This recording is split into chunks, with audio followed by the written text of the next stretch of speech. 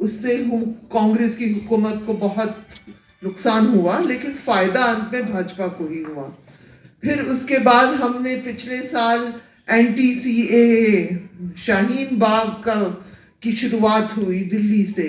वो छोटे छोटे तंबुओं में हर जगह वो प्रोटेस्ट होते थे। अब जो हम देख रहे हैं, जैसे कि भारत ने मन बना लिया है कि वो इंडिया के गेट पे आके बैठ जाए। भारत इंडिया के गेट पे आके बैठ गया है। ये सब गांधी को याद करते हैं, शायद बादशाह खान को भूल गए हैं, लेकिन गांधी ये जो प्रोटेस्ट हुआ है, जो चुप बैठ के उन्होंने, ठंड सही है, जो बरसात हुई है इस जाड़े के मौसम में दिल्ली में, ठंड सही है वो किसानों ने। और इनके काफिला, मैं सच बता रही हूँ, अगर आप जाएंगी आपको अंदाजा नहीं होगा। एक तंबू नहीं है, एक ग्राउंड से सीमित नहीं है, 15-15, 20-20 किलोमीटर तक चलता जाता है। ये कोई अलग चीज है, ऐसा प्रोटेस्ट मैंने कभी देखा ही नहीं। ट्रैक्टर लेके सब आ गए हैं। तो ये प्रोटेस्ट नॉन वायलेंट प्रोटेस्ट है। हाँ, 26 जनवरी को कुछ लोग अलग होके उन्होंने जो चीजें की, उससे बदनाम भी हुआ ये प्रोटेस्ट, लेकिन ये खत्म होने वाला नहीं है। ये लोग नॉन वायलेंट तरीके से बार बार अपने साथियों को याद दिलाते हैं कि नॉन वायलेंट प्रोटेस्ट ही से ये किसान प्रोटेस्ट जो हिंदुस्तान में अभी चल रहा है, और जहाँ से, जिस शहर से मैं आई हूँ, वहाँ हम लोग अब रोड से तो निकल नहीं सकते।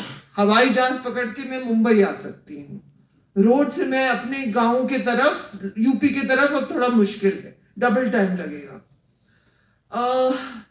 ये अवसर है बादशाह को याद करने का।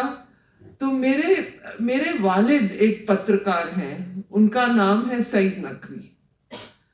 ये बहुत ही कोइंसिडेंस की बात है कि जब फिरोज ने मुझे फ़ोन किया और मैंने एडवोकेट जलाल से बात की, उसके बाद मैंने कहा कि पापा आप बादशाह खान की बहुत बात करते थे, क्यों? तो फिर उससे मुझे स्टोरी निकल आई।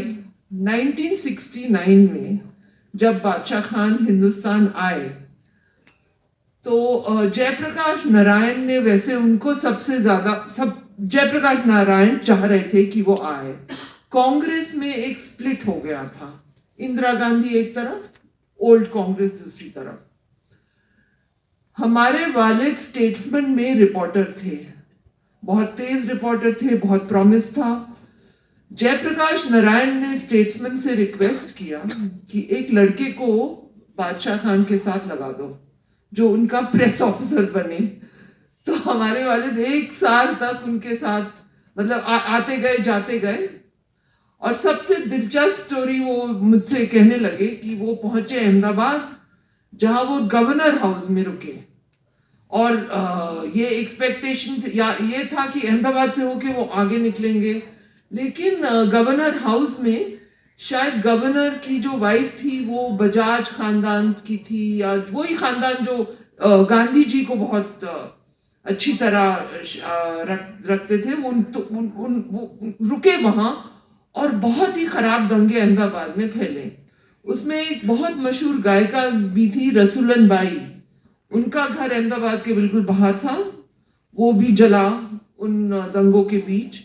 और जो पुराने कांग्रेस का फैक्शन था वो चाह रहा था कि वो निकले, जिन्होंने इंदिरा गांधी को छोड़ दिया, अब आगे बढ़े आगे बढ़े, और वो उनका उस तरह से फायदा उठाना चाह रहे थे कि बादशाह खान आए, उन्होंने हिंदुस्तान में देखा क्या हो रहा है।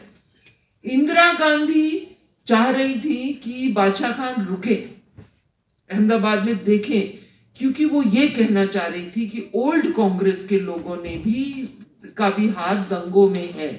मैं आपको जो हमारे वालिद ने बताया वही कहानी मैं आपको बता रही हूँ, क्योंकि हम सेकेंडरी सोर्सेस सुन रहे हैं। एक शख्स जिन्होंने 1 साल गुजारा उनके साथ, मैंने सोचा आपको ये कहानियां बता दूं।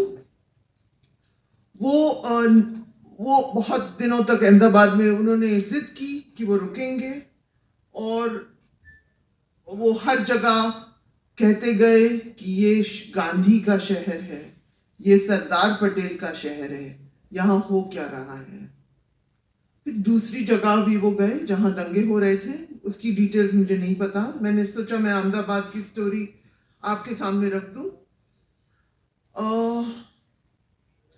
जब कांग्रेस वर्किंग कमेटी ने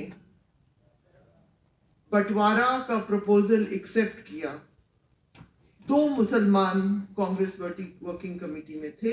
एक थे मौलाना आजाद, एक थे बादशाह खान। मौलाना आजाद कहते हैं कि वो चेन स्मोकर थे।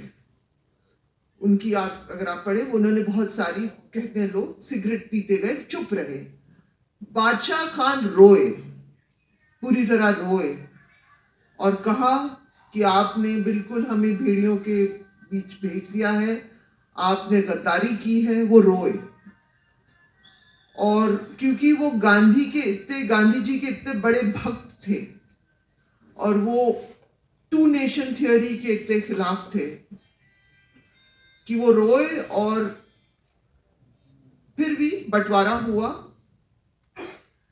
2016 में 4 सद्दा जगह नाम है, जहां से खैबर पख्तून, मैं वर्ड का प्रोनाउंसिएशन भूल जाती हूँ, आप लोग बताइएगा, मेरे बाद जो स्पीकर है, नॉर्थ वेस्ट फ्रंटियर प्रोविंस।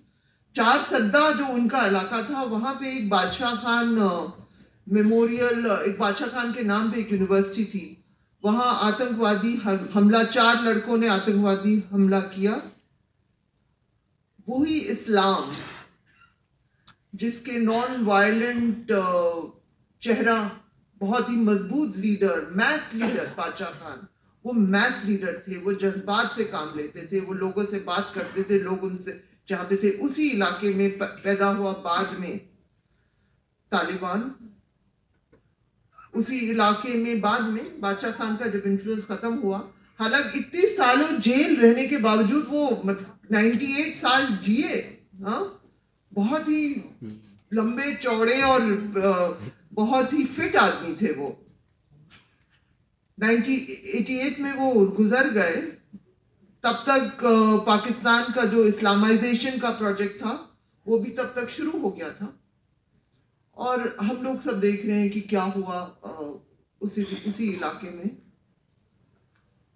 मैं एकेडमिक तो हूं नहीं, लेकिन हिंदुस्तान की राजनीति में कवर करती हूँ। मैं पाकिस्तान की भी कर चुकी हूँ, वहां भी चुनाव मैंने कवर किए। मैं वैसे उस इलाके में जा चुकी हूँ जहाँ से इमरान खान निकले हैं, आगे जाइए और सब लंबे चौड़े दिखते हैं, वहां मैं जा चुकी हूँ इलेक्शन कवर करने। लेकिन अब आप हिंदुस्तान की तरफ नजर डालिए। क्या